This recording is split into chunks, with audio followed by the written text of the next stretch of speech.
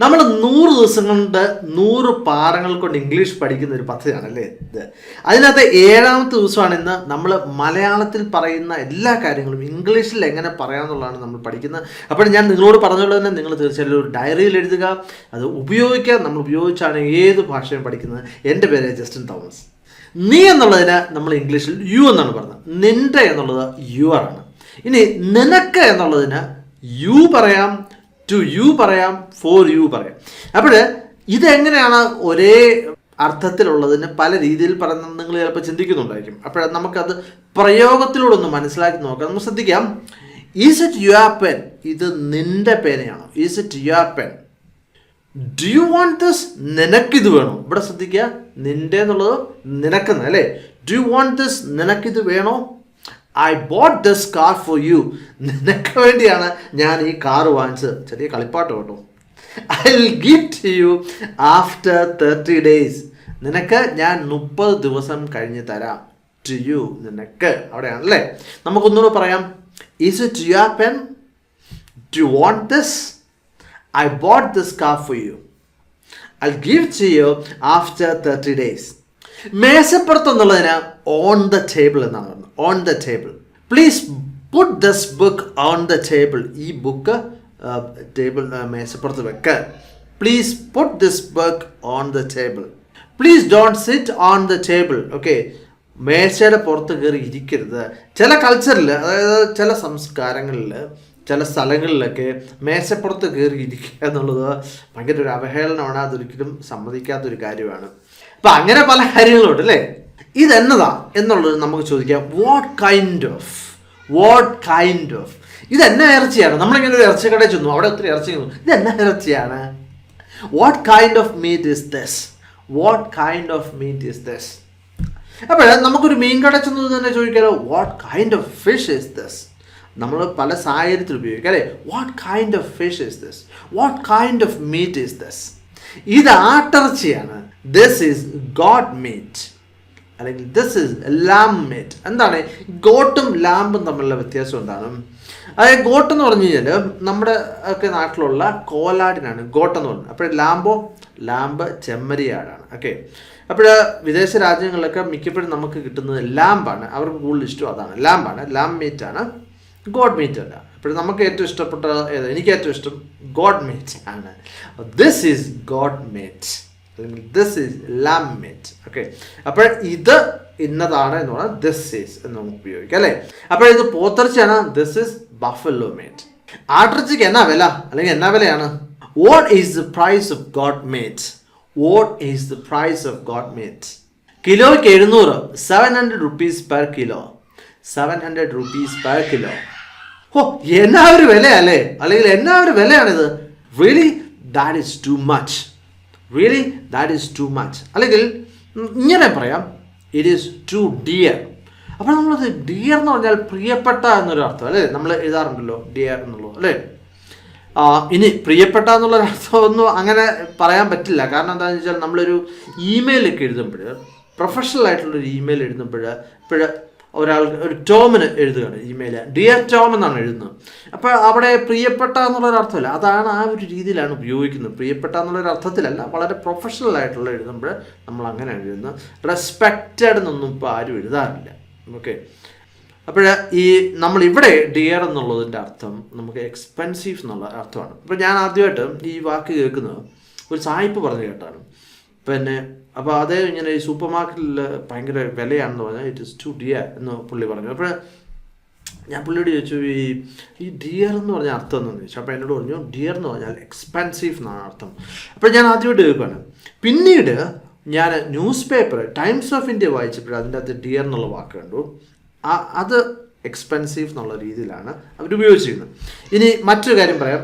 ഞാൻ നിങ്ങളോട് 2 chapter news paper ഇംഗ്ലീഷിനെ പറ്റി ഞാൻ സംസാരിച്ചായിരുന്നു. അതിനകത്ത് ഞാൻ പ്രത്യേകം പറഞ്ഞായിരുന്നു, നമ്മൾ ന്യൂസ് പേപ്പർ ഇംഗ്ലീഷിൻ്റെ ഒരു പ്രശ്നം എന്താണെന്ന് ചോദിച്ചു കഴിഞ്ഞാൽ, നമ്മൾ വളരെ അഡ്വാൻസ്ഡ് ആയിട്ടുള്ള അല്ലെങ്കിൽ സംസാര ഭാഷയിൽ ഉപയോഗിക്കാത്ത രീതിയിലുള്ള വൊക്കാബുലറിയാണ് അവർ ഉപയോഗിക്കുന്നത്. അപ്പോൾ നമ്മൾ സാഹിത്യത്തിലൊക്കെ ഉപയോഗിക്കുന്ന അല്ലെ ആ ഒരു ലെവലിലുള്ള വൊക്കാബുലറിയാണ് ഈ ന്യൂസ് പേപ്പറിൽ ഉപയോഗിക്കുന്നത്. ഞാൻ ടൈംസ് ഓഫ് ഇന്ത്യയുടെ കാര്യമാണ്, ഇതാ ഹിന്ദു ന്യൂസ് പേപ്പറും അങ്ങനെ തന്നെയാണ്. സിമ്പിളായിട്ടുള്ള ചിലപ്പോൾ ന്യൂസ് പേപ്പർ കാണുമായിരിക്കും. പിന്നെ ഉള്ള കാര്യം എന്ന് പറഞ്ഞാൽ ടെൻസ് അവരുപയോഗിക്കുന്ന വ്യത്യസ്തമായിട്ടുള്ള രീതിയിലാണ്. മറ്റൊരു കാര്യം, ന്യൂസ് പേപ്പറിൻ്റെ അകത്ത് മിക്കതും ആരാണ് പറഞ്ഞതെന്ന് അവർ പറയാറില്ല. അതുകൊണ്ട് തന്നെ അവർ പാസീവ് വോയിസാണ് കൂടുതൽ ഉപയോഗിക്കുന്നത്. അങ്ങനെ പല പല പ്രശ്നങ്ങളുണ്ട്. അതുകൊണ്ട് തന്നെ ഞാൻ പറഞ്ഞു, ന്യൂസ് പേപ്പർ വായിച്ചാൽ ചിലപ്പോൾ നിങ്ങളുടെ ഇംഗ്ലീഷ് സംസാരിക്കാനുള്ള കപ്പാസിറ്റി അല്ലെങ്കിൽ ആ ഒരു കഴിവ് നിങ്ങൾക്ക് കിട്ടത്തില്ല എന്ന് ഞാൻ പറഞ്ഞു. അപ്പം ഞാൻ സജസ്റ്റ് ചെയ്യുന്നത്, നിങ്ങൾക്ക് ചിലപ്പോൾ എതിർപ്പ് കാണും, പക്ഷെ ഞാൻ സജസ്റ്റ് ചെയ്യുന്നത് ന്യൂസ് പേപ്പർ വായിക്കാനല്ല. ഞാൻ സജസ്റ്റ് ചെയ്യുന്നത് ഇൻ്റർവ്യൂസ് ഉണ്ടല്ലോ, സിമ്പിളായിട്ടുള്ള ഇൻ്റർവ്യൂസ്, ഇപ്പോൾ NDTV അല്ലെങ്കിൽ വേറെ ഏതെങ്കിലും ടൈംസ് നൗവോ അതിൻ്റെ അകത്തൊക്കെ ഉള്ള ഇൻ്റർവ്യൂസ് ഉണ്ടല്ലോ, അത് കേൾക്കുക. അപ്പോൾ അതിനകത്ത് സംസാര ഭാഷയാണ് ഉപയോഗിക്കുന്നത്. ന്യൂസ് പേപ്പർ ഞാൻ സജസ്റ്റ് ചെയ്യുന്നില്ല, കാരണം ഞാൻ പറഞ്ഞു. പിന്നെ നമ്മൾ എന്ത് പ്രോഗ്രാം കേൾക്കുവാണല്ലോ, ഇപ്പോൾ നമ്മൾ ഇൻ്റർവ്യൂസ് കേൾക്കുന്നു അല്ലെങ്കിൽ എന്താണെങ്കിലും നമുക്ക് ഇൻട്രസ്റ്റ് ഉള്ള ഒരു സബ്ജക്റ്റിനെ പറ്റിയുള്ളതായിരിക്കണം കേൾക്കുന്നത്. ഫോർ എക്സാമ്പിൾ ഞാൻ പറയുകയാണെങ്കിൽ എനിക്ക് ഹിസ്റ്ററി വളരെ ഇഷ്ടമുള്ള ഒരു സബ്ജക്റ്റാണ്. അതുകൊണ്ട് തന്നെ ഇപ്പോൾ ഒരു ഹിസ്റ്ററിയുമായിട്ട് ബന്ധപ്പെട്ട ഒരു പരിപാടി അല്ലെങ്കിൽ ഒരു ഇൻ്റർവ്യൂ എന്ത് കാര്യമാണെങ്കിലും ഞാൻ 5-6 മണിക്കൂറൊക്കെ ഇരുന്ന് കാണാൻ എനിക്കൊരു ബുദ്ധിമുട്ടുമില്ല. അതേസമയം എനിക്ക് ക്രിക്കറ്റ് താല്പര്യമില്ല. അപ്പോൾ ക്രിക്കറ്റുമായിട്ട് ബന്ധപ്പെട്ട ഒരു ഇൻ്റർവ്യൂ അല്ലെങ്കിൽ ഒരു ക്രിക്കറ്ററുമായിട്ടുള്ള ഇൻ്റർവ്യൂ ആണെന്നുണ്ടെങ്കിൽ ഞാനൊരു 10 മിനിറ്റ് കഴിയുമ്പോൾ അത് നിർത്തിയിട്ട് പോകും. അപ്പോൾ ഇതാണ്. പക്ഷേ നിങ്ങൾക്ക് ക്രിക്കറ്റ് ആയിരിക്കും ഏറ്റവും ഇഷ്ടം, അപ്പോൾ നിങ്ങൾക്ക് 5-6 മണിക്കൂർ നിന്ന് കാണാൻ പറ്റും. അപ്പോൾ നമുക്ക് താല്പര്യമുള്ള വിഷയങ്ങൾ നമ്മൾ കേൾക്കുക, ഓക്കെ, എങ്കിൽ നമ്മൾ വളരെ പെട്ടെന്ന് നമ്മൾ ഇംഗ്ലീഷ് പഠിക്കുന്നതാണ്. അപ്പോൾ നമ്മൾ ആട്രച്ചിയുടെ കാര്യം പറഞ്ഞിട്ടുണ്ടല്ലേ, അങ്ങനെയാണെങ്കിൽ ഒരു 1/2 കിലോ എടുക്ക് എന്ന് നമ്മൾ പറയത്തില്ലേ. അപ്പോൾ എങ്ങനെ പറയാം? Then give me half a kilo please. Then give me half a kilo please. അപ്പോൾ അദ്ദേഹം ആട്രച്ച് തന്നു, എന്നാ വേറെ എന്നാ വേണ്ടത് നമ്മളോട് ചോദിക്കാറില്ല അല്ലേ. Here you go. ഇപ്പോൾ ഇന്ന എന്നുള്ളതിന് മിക്ക സ്ഥലങ്ങളിൽ ഉപയോഗിക്കുന്ന ഹിയർ യു ഗോ നമ്മൾ. Here you go. What else would you like? വേറെ എന്നാ വേണ്ടത്? What else would you like? Here you go. What else would you like? ഇവിടെ മീൻ ഇല്ലേ? Don't you have fish here? Don't you have fish here? Don't you have fish here? അപ്പോൾ ഇവിടെ പോത്തിറച്ചി ഇല്ലേ? Don't you have buffalo meat here? അല്ലെങ്കിൽ നമുക്ക് ചോദിക്കാം, don't you have beef here? ഇല്ല, മീൻ അടുത്ത കട കിട്ടും കേട്ടോ. നോ എന്ന് പറയാം, അല്ലെങ്കിൽ സോറി എന്ന് പറയാം. No. You will get fish in the next shop. No, അല്ലെങ്കിൽ sorry, you will get fish in the next shop. എന്നാൽ ശരി, നാളെ ഞാൻ അവിടെ പൊക്കോളാം. Thank you, tomorrow I will go there. അല്ലെങ്കിൽ thank you, I will go there tomorrow. അപ്പോൾ നിങ്ങളോർത്ത് എന്നാ ശരി എന്നുള്ളത് ഞാൻ സംസാരിച്ചില്ലല്ലോ അല്ലേ. നമ്മൾ ഈ എന്നാ ശരി എന്നുള്ളത് നമ്മൾ എന്താണ് ഒരു ഭവ്യതയുടെ ഒരു താങ്ക്സ് എന്നുള്ള രീതിയിലാണ് ഉപയോഗിക്കുന്നത് അല്ലേ. അപ്പോൾ അതിൻ്റെ ഇംഗ്ലീഷ് എന്താണ്? Thank you. ഇനി ഹൂ എന്ന്, ആരിന് നമുക്ക് ഹൂ ആണ് ഉപയോഗിക്കുന്നത്. ആര്? Who. Who will clean the toilet tomorrow? ആരാണ് നാളെ ടോയ്ലറ്റ് വൃത്തിയാക്കുന്നത്? ടോയ്ലറ്റ് നമുക്ക് വേണമെങ്കിൽ വാഷ്റൂം എന്ന് പറയാം, അല്ലെങ്കിൽ റെസ്റ്റ് റൂം എന്നൊക്കെ പറയാം. Who will clean the toilet tomorrow? Who will do the dishes? അപ്പോൾ ഈ ഡു ദ ഡിഷസ് എന്ന് പറഞ്ഞാൽ പാത്രം കഴുകുക എന്നുള്ള അർത്ഥം മാത്രമേ ഉള്ളൂ. സിമ്പിളാണ് അല്ലേ. Who will do the dishes? Who will make the bed? Make the bed എന്ന് പറഞ്ഞാൽ ബെഡ് വിരിച്ചിടുക എന്നുള്ളതാണ് അതിൻ്റെ അർത്ഥം. ഓക്കെ, നമുക്ക് ഒന്നുകൂടി ചോദിക്കാം. Who will clean the toilet tomorrow? Who will do the dishes?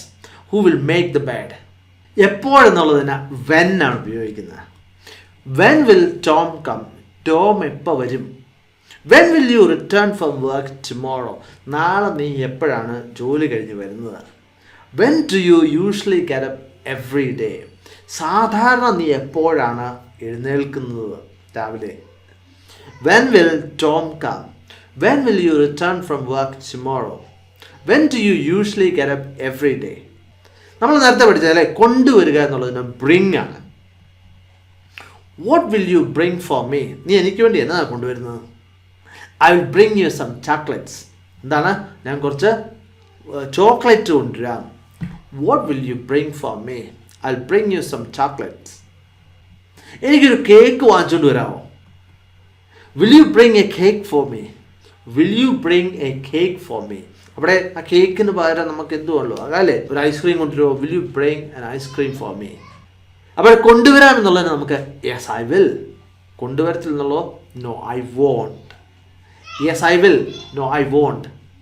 അപ്പോൾ ഞാൻ പറഞ്ഞ പോലെ തന്നെ നമ്മൾ ഇത് ഉപയോഗിക്കുക, എല്ലാ ദിവസവും ഉപയോഗിക്കുക. നിങ്ങൾ പഠിച്ച ഒരു 2 വാചകങ്ങളും നിങ്ങൾ കമൻറ്റിൽ എഴുതുക. നാളെ മറ്റൊരു വീഡിയോ ആയിട്ട് വീണ്ടും കാണാം. Thank you very much for watching and God bless you.